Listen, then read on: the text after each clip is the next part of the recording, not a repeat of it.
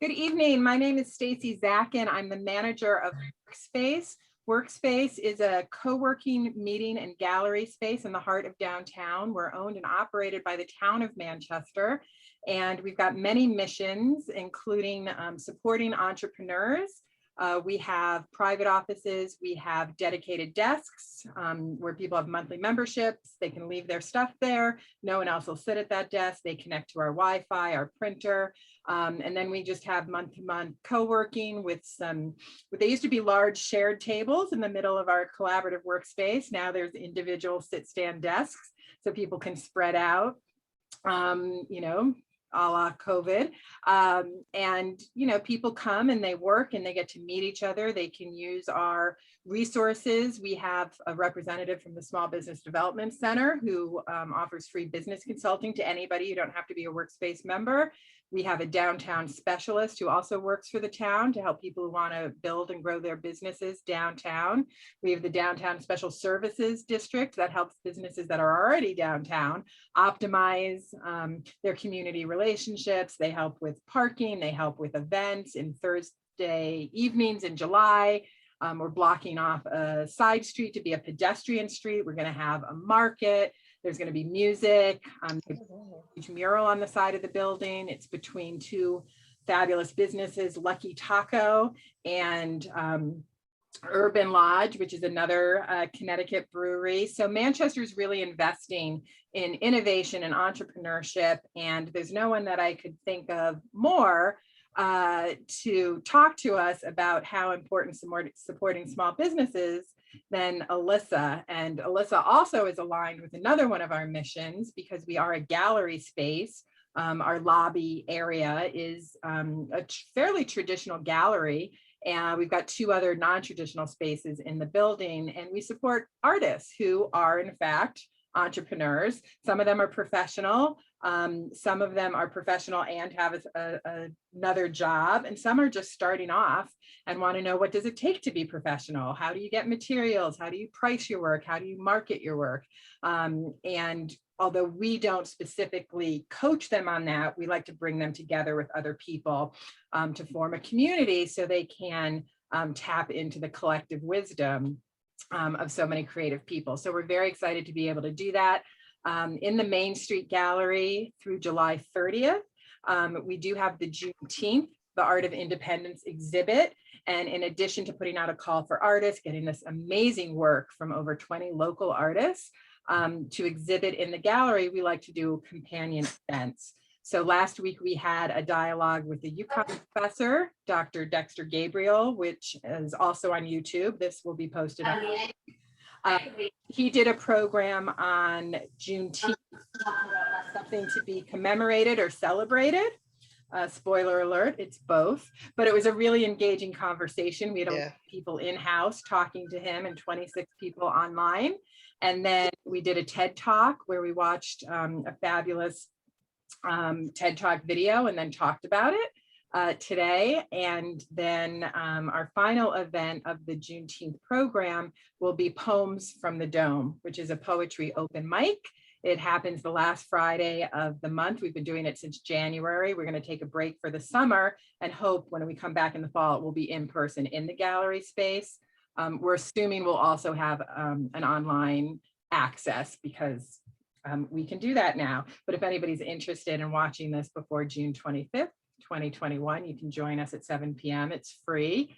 And the open house for our art exhibit, we had one on Saturday. We're going to be open now the second Saturday. So we had 75 people come through. We're doing it again on July 10th, the next second Saturday. And moving forward, we'll always be open for our art exhibits. So we're very excited to have so much going on at Workspace, and we're really thrilled that we get to meet people like Alyssa, who did do an in-person event with us a couple years ago. Yes, we did. That was we're excited to learn about her and her business. So that's enough of me giving the introduction, although I will say workspacemanchester.com is our website, and there's a lot of great resources. And if we can't help you directly, we can certainly help you by referring someone who can. So reach out to us. And Alyssa, why don't you introduce yourself and your many, many businesses? Absolutely. So it's so good to be here. And again, it was an amazing event. My first experience at Workspace Manchester was phenomenal. I was able to meet so many incredible artists, so many people in the community that were doing some amazing things. And but more importantly, the conversation about entrepreneurship was just so enlightening, inspiring, and empowering. So, of course, when Stacy reached out to me again for this event, kind of pre-Juneteenth, I just thought it would be a perfect opportunity to come back and share intimately with you my journey as an entrepreneur. So, with that said, I wear two hats or two shoes. I am the owner and dance director of Elisa's House of Salsa. It is a Latin dance studio. We actually celebrated 20 years last year in the middle of a pandemic. Thank you. 20 years of salsa dancing in the state of Connecticut. And boy, will I tell you, to look back and see so many students people that have come in as students and that would leave the studio as friends, and that are actually still around 2 decades later. It's a joy and an honor to be able to say that we are open back up. So that was quite a journey. Getting through the pandemic with the help of the community and the state of Connecticut that just said, you know what, in 20 years, let's allow them to have 20 more. So Can I just say something about the impact of dance in people's lives? So I took tap dancing in Manchester from the time I was 3 to the time I graduated high school at 18. Moved away for 19 years, came back and ended up taking ballroom dance classes from that same dance teacher with my boyfriend. Wow. And it really was phenomenal. And to hear her tell the stories of when I was little and cute and things, but it has such a resonance. And I was in LA when swing dancing hit, right before the movie Swingers. And I took a lot of those classes, and it's just such a great exercise, great form of expression, great community. So yes. The energy. And I think after last year, if we all have learned something, it's that, and I think we all had a chance to kind of sit down, and sometimes we took for granted, like we were on the move, not necessarily like mentally or emotionally, but physically, we were able to really just kind of move around. And I realized the importance of dancing, because I would have students who would call me like dead smack in the middle of the pandemic and say, listen, I just have to get back. I'll put my mask on, I'll wear a full, body armor, I'll put on gloves, but I just need to get out and move. So we're just excited that we are back open and people are having the time of their lives. So I always say, how does one go from having a successful dance studio, in addition to having the dance studio, you've been traveling around doing either competitions or conferences? Yeah, how do you decide this isn't enough, I want to start a brewery? Because my brain does not think inside the box or even outside the box. I go into another box that I don't even know where that box is, I will tell you. So people would always say, Elisa, you dance 6 days a week. What do you do on your downtime? And my answer was always, I attend breweries. I will go and drink, beer that's being served. I'll get a flight. I just love the taste of a beer. But let me bring you and all of our guests back to the 1970s. Both of my grandmothers were beer drinkers, but they drank ponies of Miller High Life. And I don't know if you remember, just shake your head. Yes, the little ponies. If you remember a pony of Miller High Life, either sitting in your grandfather's or grandmother's like refrigerator or your parents', literally, that is what I saw my grandmother's drink. So as a little kid, I was always like, I want, because it reminded me of a bottle. And my grandparents, my grandmother, and I will tell you, back in the day, you can give kids a little sip on the, just wet the whistle, put them in the bed. And my grandmothers would, DCF wouldn't be knocking on your door. So I, as an adult, and when I was of age to sit down and ask permission, because you had to ask permission to drink around, the elders, my grandparents would let me indulge in the Miller High Life pony. And I literally got a palate for beer. So I would go out and, to dinner, and all of the girlfriends would be, my friends would be drinking wine and Sex on the Beach. And I was like, I'll take a beer. And they're like, oh, you like beer? But it really, in my early 20s, I just had a palate for beer. So fast forward, what do I do on my downtime when I'm not dancing salsa? The brewery tours. But I was in Cape Cod, and I will tell you, when as an entrepreneur, you will all get an aha moment. Whether you are an entrepreneur, whether you're diving into entrepreneurship, there will be an aha moment where you will say, this is exactly where I'm supposed to be. This is exactly what I'm supposed to do. And this is the journey that I'm really active in my life, I'm supposed to implement. So middle of Cape Cod Beer Festival, notice two things. There's not a lot of women. And the women that were there were being like kind of dragged around by their husbands or their boyfriends. And there were no people of color. There were 3 people of color at that beer festival. And it was myself and the cigar guy and his wife. But then the third thing, there was not beer that reminded me of my grandmother's. Like, where's the Miller High Life? Like, at one point I go, where's the Bud Light? And they're like, you can't say that at a beer festival. Like, that is not craft beer. Do not mention the word Bud Light. And if you are, you better whisper that, because no one's selling a Bud Light here at this beer festival. So with that said, on the way home, I looked at my husband. No, I looked at him, he looked at me, and he said, Elisa, why are you so quiet? And I looked at him and I said, and this was my aha moment. I said, I'm going to make my own beer. And he looked at me and he said, and I know you are. And that's in the midst of a very successful salsa career, dancing 6 days a week. And he's like, where are you going to find the time between your salsa shoes and your salsa events to go brew beer? And I just looked at him and I said, I'm going to make my own beer. And the wheels started turning. I came home. I researched the industry. I will tell you, as an entrepreneur, I give people this tip all the time. Whatever industry you get into or whatever field you're in, know everything about it. Know if you already have dove into something, if you're diving into something, know everything about that industry that you're getting into. And for those 4.5 years, recipe design, ingredients, styles of beer, you name it, I researched it. But I will tell you, when I got to the point of economics of the beer industry, and I realized that it was $114 billion annually, not over 10 years, but $114 billion annually. And women and people of color were getting less than 0.0005% of that annual income.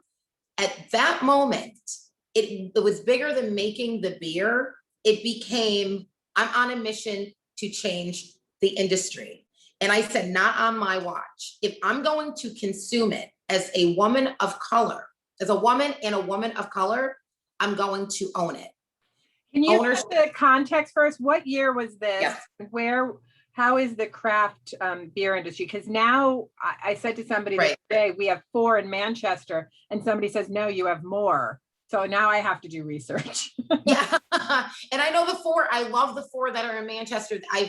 I have, of course, visited all of them, and they are friends and they are big supporters of the brand as we are of their brands. And so the Connecticut Craft Beer Guild and the community has completely embraced us. And so, no, it is, and those are those statistics that came out of what I was reading. But here's the thing. If you have a beer company that looks like me, and you have only one of me in the state of Connecticut, but you have more of us, and I'm talking the whole spectrum of people that are drinking, but we're not owning it, it wasn't making sense. So I literally, in 2014, the beer festival, 2014, I was in Cape Cod. I made my first pilot in 2017. I canned my first flagship beer March 10th of 2018.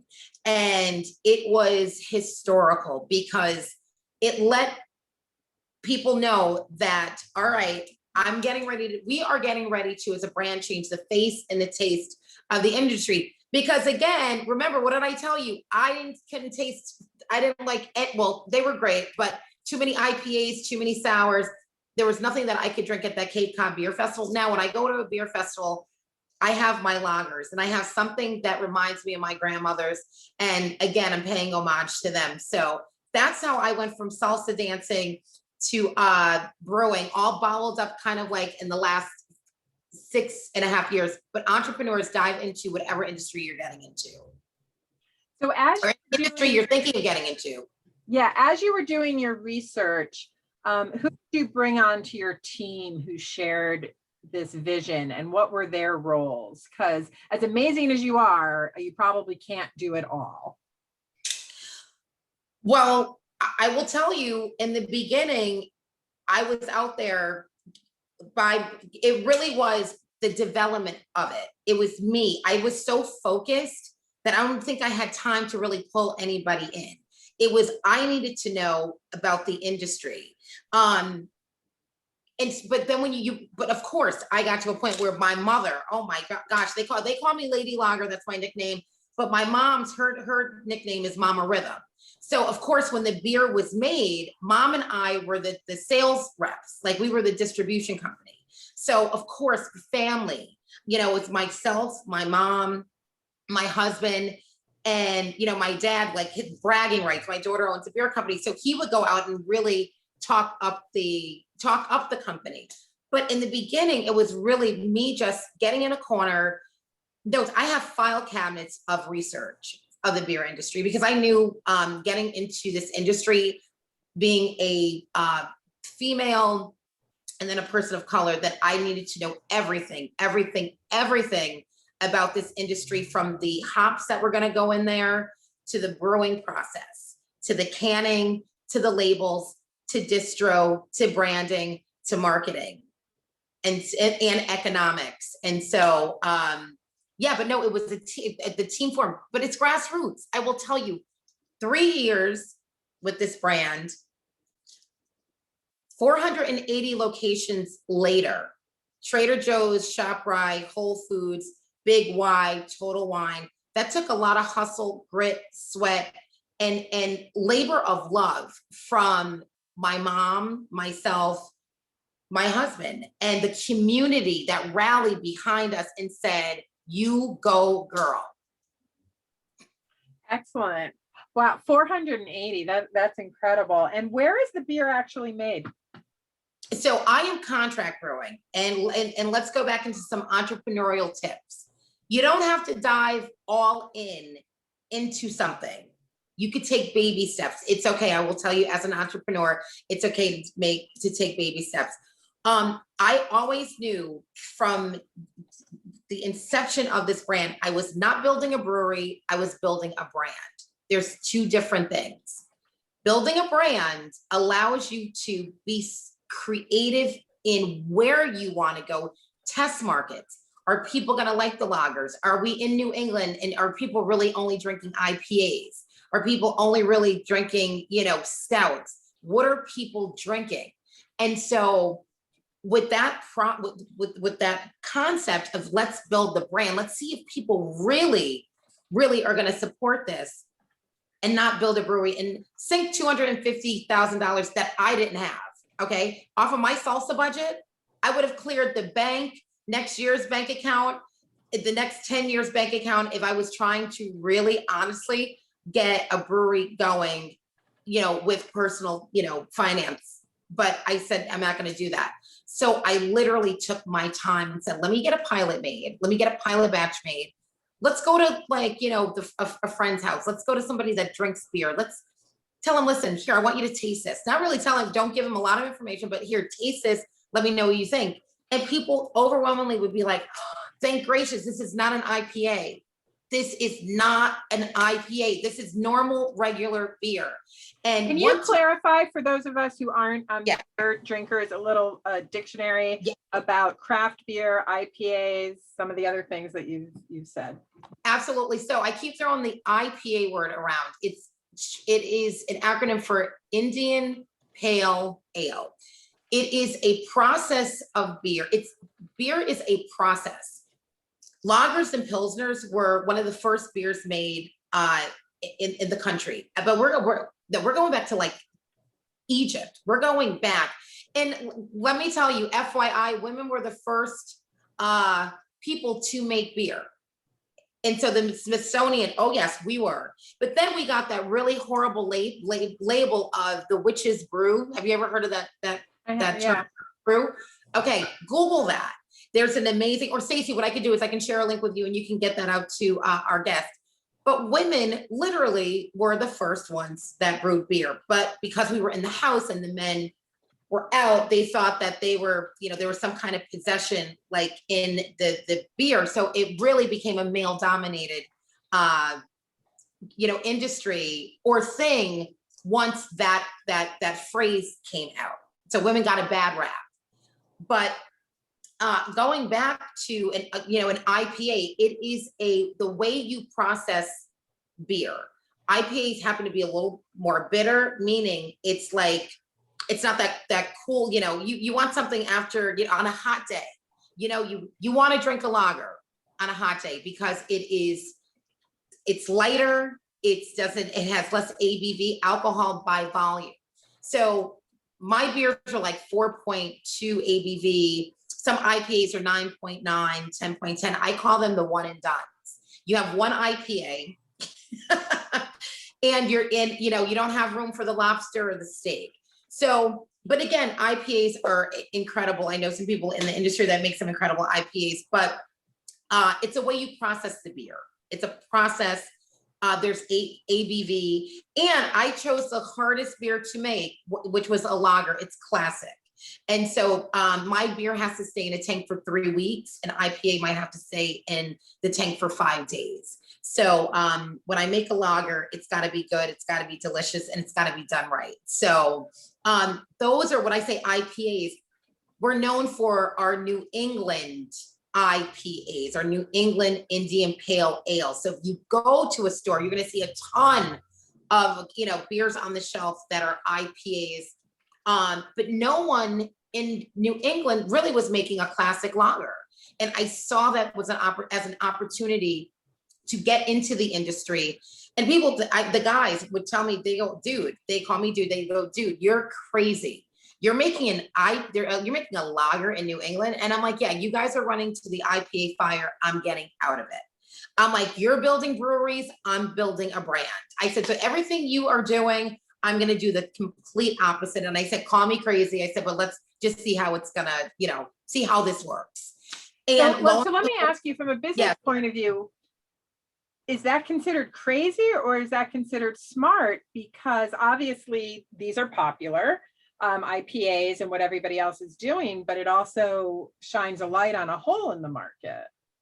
Oh, they called me crazy, but guess what? I outsmarted all of them.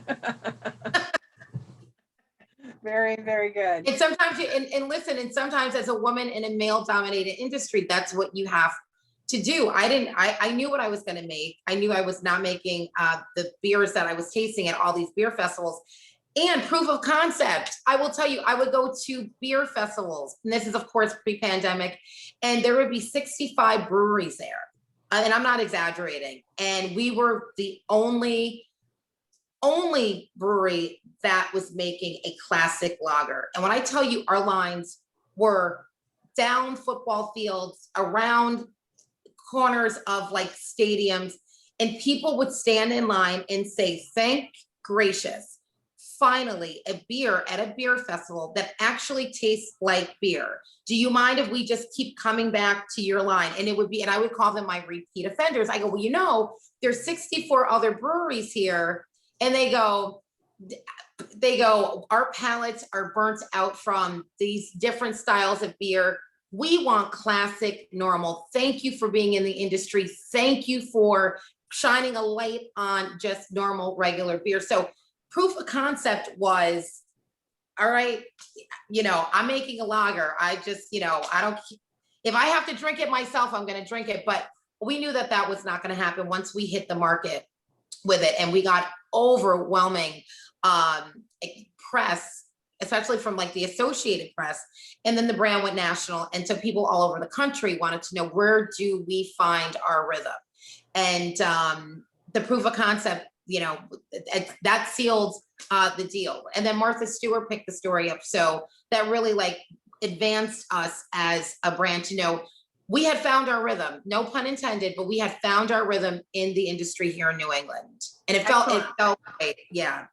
So I just looked at my watch and we're over halfway through, which I can't. So I want to ask a couple more business questions before sending you behind the table to show the recipe. Financing, at what point do you need to present an official business proposal for outside funding? Start looking at that halfway through your mission of, this is what I know I absolutely want to do. Even if you wake up and say, you know what, I don't know. No, don't do that. Keep moving. My favorite quote is, if you walk into a room and you're the only one that looks like you in that room, know that you're in the right room, because that's where change happens. And that's a quote that it's a personal quote. And I say that and I minister that into my spirit every single day. So if you're thinking, again, don't stop on the mission, but bring in that capital or start seeking investments or personal funds to really follow out, your dream. I was very fortunate that I had an angel investor that came on board. And that's because I bugged him and I was not going away. And he said, why should I give you startup money when there's 5 million beers on the shelf? I said, because none of those beers have the vision that I have. And I said, and I'm the only one, really, honestly, that in this region that is going to make being who I am is going to hopefully make a difference, an impact in this industry.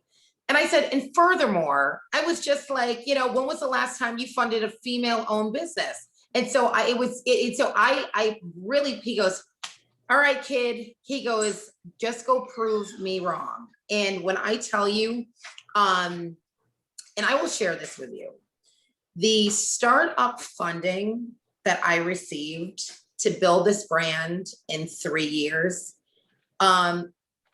this would have cost probably about $200K easy. But when you are determined, when you have a support system, a family system that loves you and they are behind you, you can take lemons and make a whole lemon field out of what we did with the funding. So I'm grateful that he gave me that chance, because now I can go to him and really get whatever I want, because he has seen. He goes, is Oprah? He goes, wait a minute. He goes, are you going to be on Oprah soon? Because he's like very old school and he still reads the newspaper. And he's just, he's just like, you were in the Register again. You were on CBS, this one. And oh, kid, I can't believe it. And so, but I had to go and prove him wrong.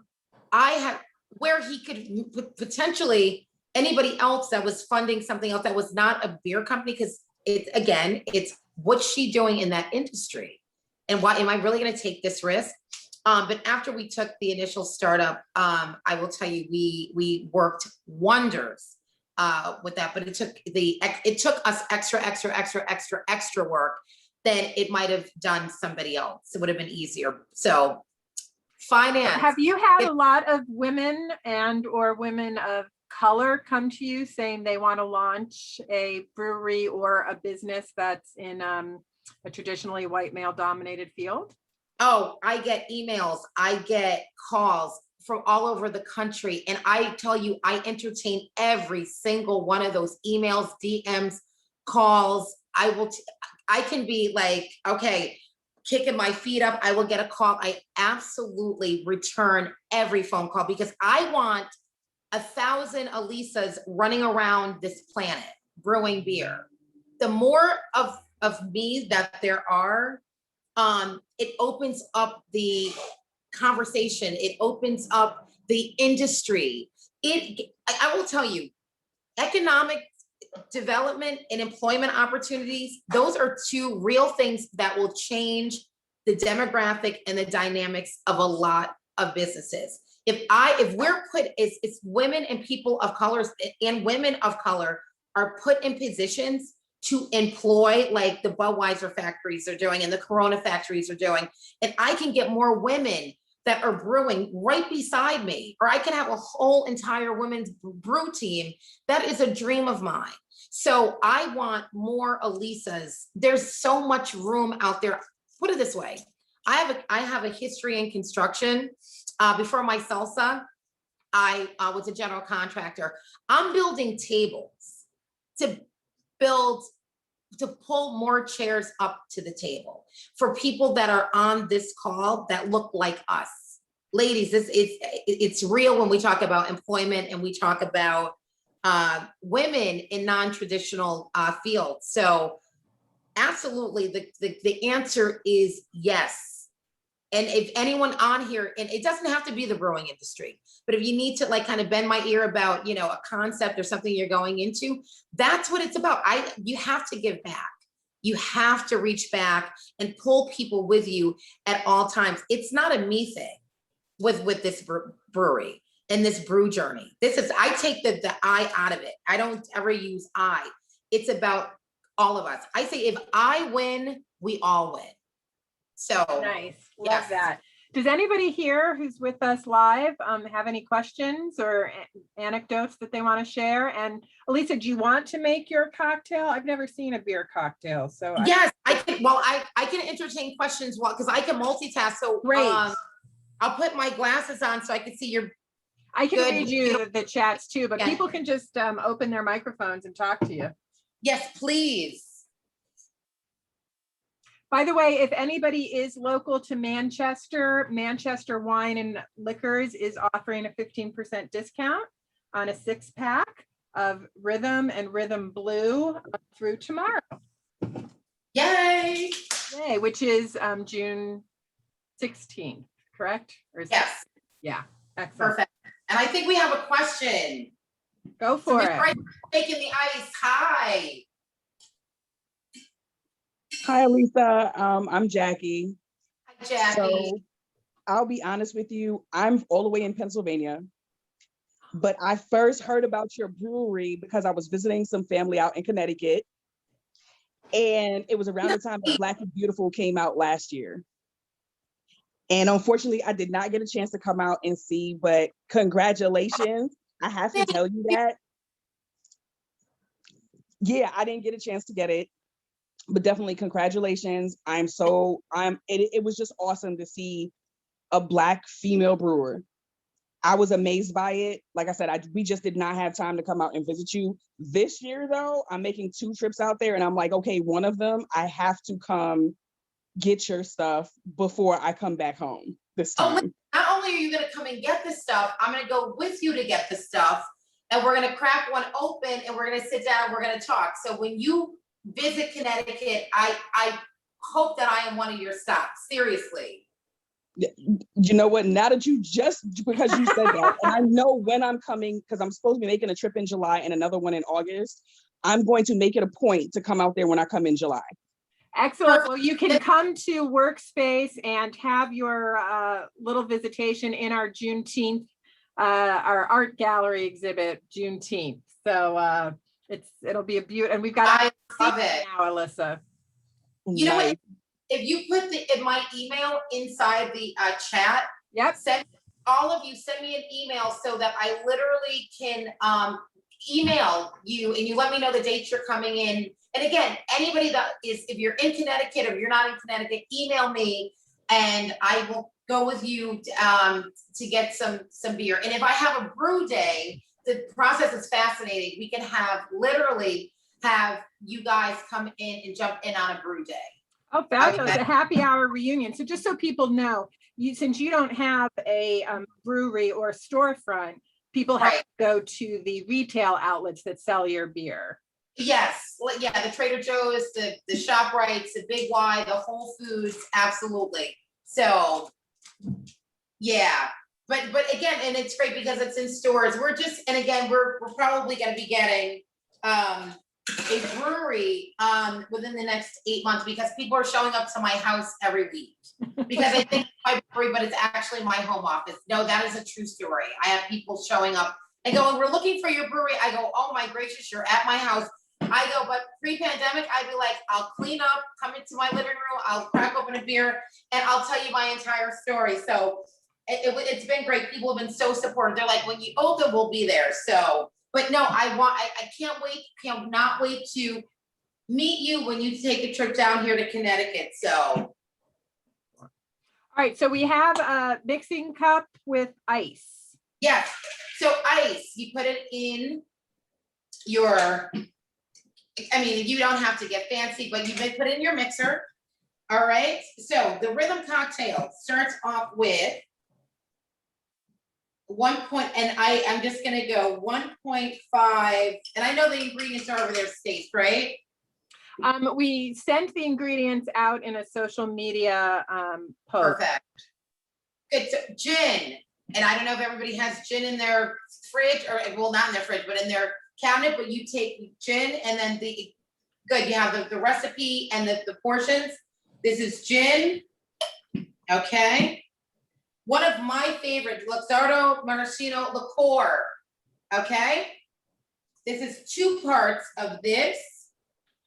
I tend to over pour, which is probably not good, but you know. So we've got the maraschino liqueur. So we've got this that goes in there. Okay.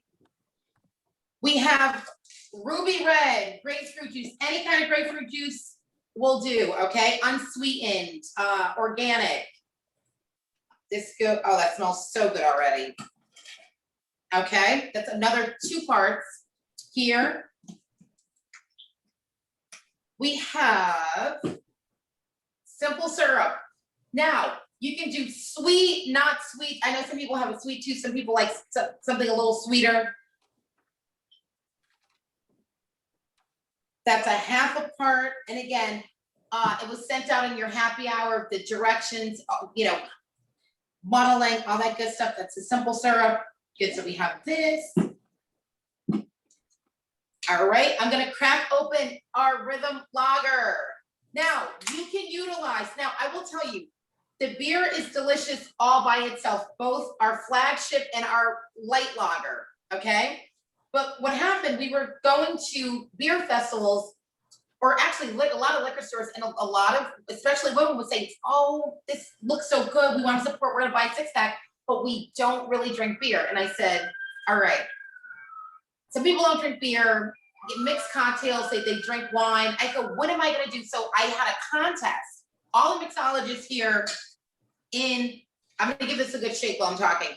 All the mixologists here in Connecticut, and we had a rhythm cocktail winner. And Boulay Greg, who is one of the best mixologists, he's in Florida now, but he came up with this is the original rhythm cocktail.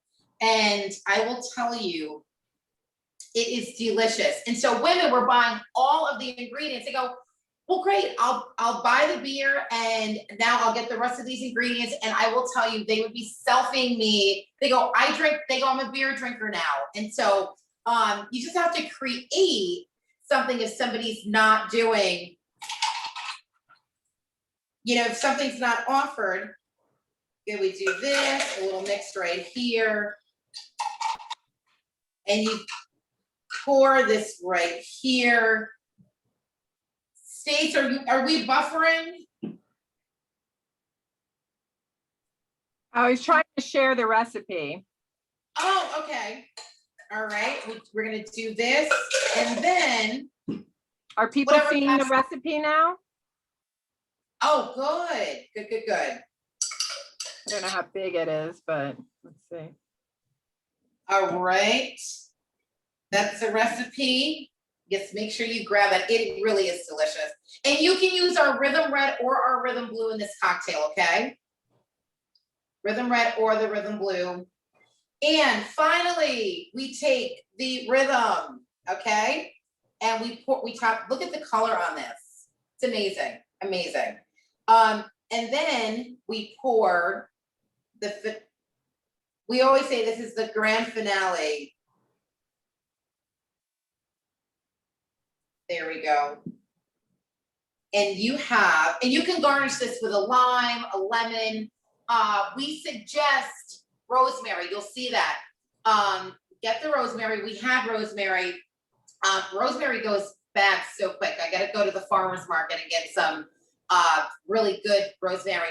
Garnish this with rosemary and a grapefruit. Game over. It is delicious. All right, I'm going to take just a quick sip.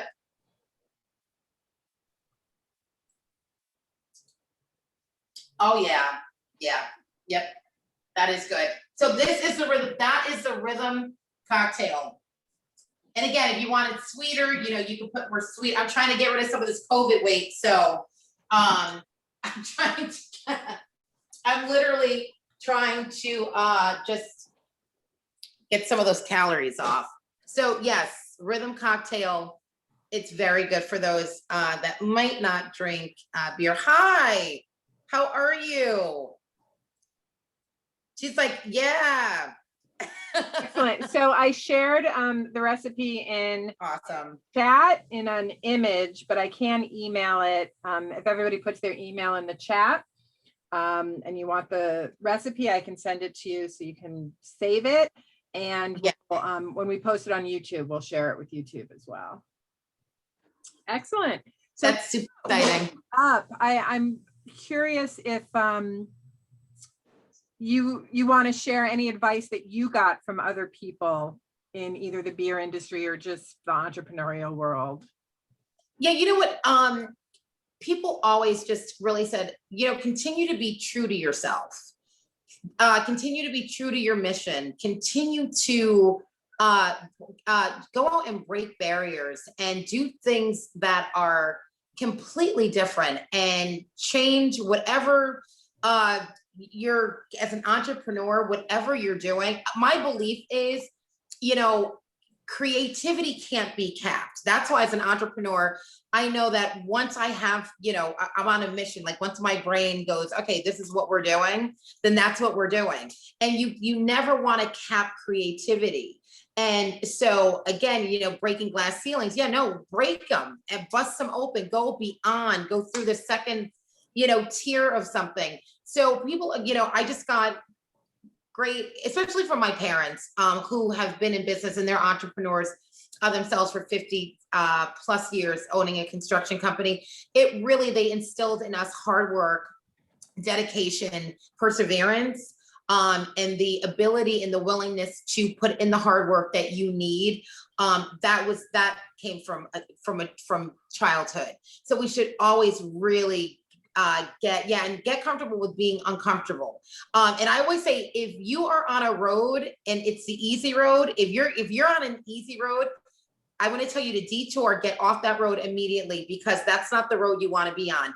You have to, the easy road in entrepreneurship is go on the hard road, because I'm going to tell you your reward at the end will be so much greater. And I've seen that through my salsa, and I've seen that through the beer company. And I'm just blessed to have an opportunity to share just some of, you know, what my journey has been. I think it has been, you know, it's just incredible. But yeah, take that leap of faith. I always say, I'm going to jump in the pool. And if I jump in the pool, I just pray that there's water in it. And guess what? Every time I jump in that pool, there is absolutely water in it. And so just always go for it.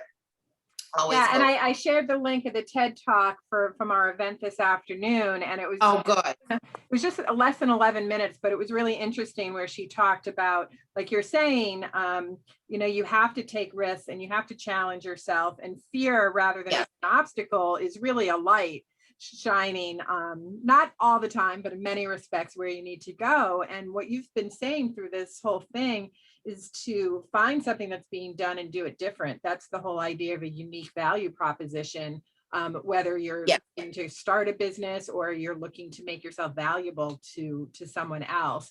And absolutely. And you seem to have a lot of self-awareness around what your strengths are.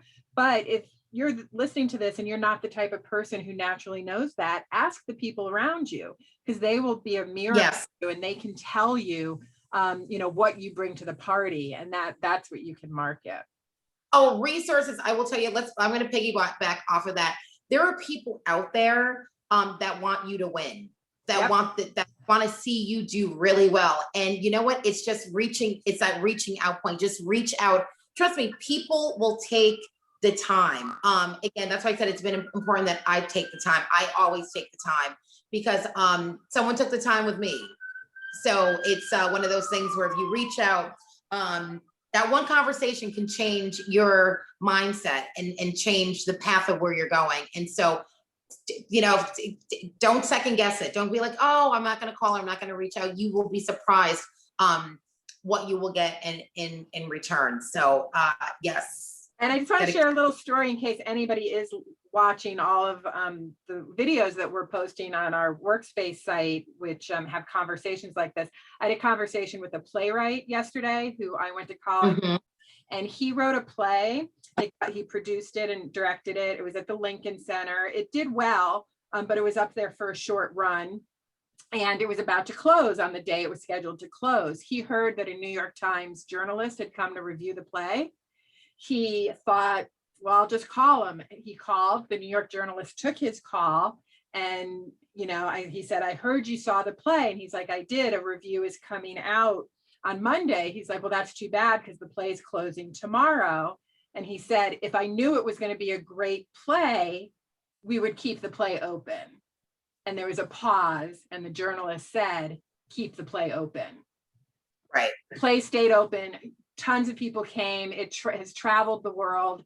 It's called R&J, and it's because he made that call, and the journalist was generous enough to show his hand and say that he was going to get a good review. So I think that's great advice. Listen, you're going to meet people who do become obstacles, but you're going to meet a lot of people who are going to root for you. And once they invest in you, they now really want to see you succeed because it's a feather in their cap. Oh, absolutely. Absolutely. It's just, and the reward is really, honestly, like, I feel like I'm the cheerleader for women in this industry and for women of color and people. And let's not leave the men out of it. I get just as many inboxes from traditional white male beard, flannel bearded guys. And they're like, we love what you're doing. Oh, right. My gosh. So I know we talk a lot about, I know it's, women on the panel, that are here today, but let's not forget the entire demographic that's around this country. Because it's about finding your rhythm. I don't care who you are, find your rhythm. And I think after last year, I think we all know we need to find a new rhythm, wherever it is and whatever we do. And so the brand resonates with everyone. And so I will tell you, we've gotten so much support, and we're so appreciative. But again, I am on a mission to become the first nationally distributed, female-owned, woman of color owned beer brand in the country. And so not going to stop until that happens. Excellent. Well, let us know what we can do to help. Again, it's being here listening. It's Rhythm Brewing. rhythmbrewingco.com. You can find out what is being sold. And if you're listening to this long distance and you're coming to Connecticut, let us know. We'll make sure to direct you to the right place. And if you're thinking of starting your own business, reach out to people that you admire, even if you don't know them. Contact your Chamber of Commerce, contact, the SBA and the Connecticut Small Business Development Center, or whatever small development centers in your town. And there are resources. I mean, Manchester has supports business growth. They can connect you to minority and women-owned business grants. So there's a lot of resources out there. And if you do your research like Alyssa, then we will ask you to lead a program for us. So thank you very much. We're going to wrap up. I'm going to save the chat. So if you sent me your email, I'll be sure to follow up with you. And have a great day. And Alyssa, you've got 2 more events after this, so good luck. I do. I'm doing something. I'm being inducted into a museum here in Connecticut, which I'm so excited about.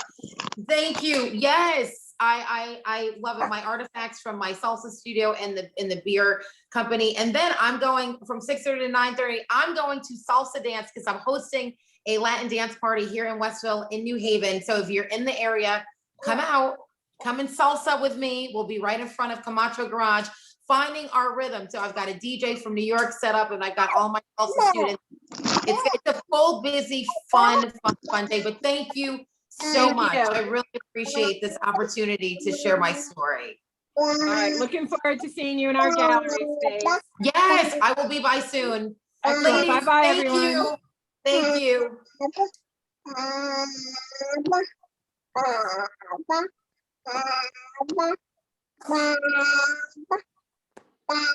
Thanks, guys. Thank you, Selena. Thank you. Thank Yes, you.